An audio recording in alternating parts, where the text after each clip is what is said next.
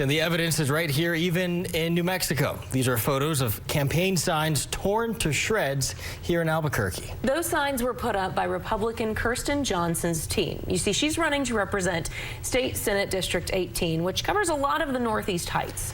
Political vandalism like that is unfortunately not anything new, but how Johnson and her Democratic challenger decided to respond is sending a message that we're not always used to seeing this close to a contentious election season. It's a message of respect. Griffin Rushton met with both of those candidates today and learned, those damaged campaign signs, they're back, but they're even better than ever, Griffin. Yeah, they sure are, Tessa. Democrat Natalie Figueroa and Republican Kirsten Johnson don't agree on a lot of things. I mean, they are running against each other after all, but they do agree there's no place for political violence in our country, and they're practicing what they preach. Thousands of New Mexicans drive past campaign signs like these every single day, but it only takes one to send a nasty message. I don't know if it's the message that upsets somebody. I don't know if it's me personally. I don't know if it's just the climate. But yes, they're shredding the signs with a knife. It's kind of a violent type of thing. Longtime realtor Kirsten Johnson is running for the open District 18 state Senate seat. It's the Republicans' second time running for state office, but the first time she's faced this kind of political pushback. I believe that everybody has a right to have a belief and that there's room for tolerance and that people can make that decision when they vote. It's a belief she shares with her Democratic challenger, State Representative Natalie Figueroa. We absolutely have differences of opinion and different strategies about how to get where we want to go. But it doesn't have to be personal.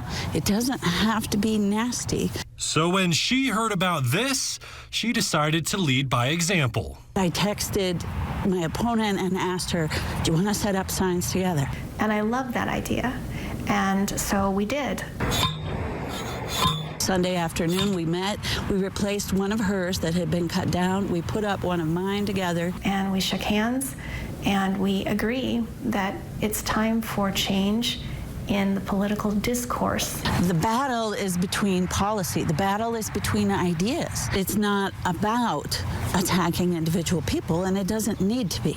But even with their good intentions, the battle for political decency is far from over. While we were doing that, somebody drives by and throws a full beer can at us. And the irony of it was just unbelievable to me. Both candidates believe staying friendly on the campaign trail is the only way to truly put issues like crime, education, and health care front and center. I would not vote the way she does. I would not handle things the way she does. But it's not personal. We do not have the same viewpoints about many things. What we do share is respect for the process and for our democracy. Now, we visited the new campaign signs earlier today right off Wyoming and Candelaria, and both of them are still standing. Now, while both candidates are staying friendly and stress the importance of electing leaders who are willing to cross the aisle, they both say they are not backing down from their individual ideas on how to improve New Mexico, and they believe that's what voters should focus on when they cast their ballots in just a few weeks. It's disagreeing without being disagreeable. Yeah, like they said, politics, but don't make it personal. Yeah. Griffin, thanks so much. Great story.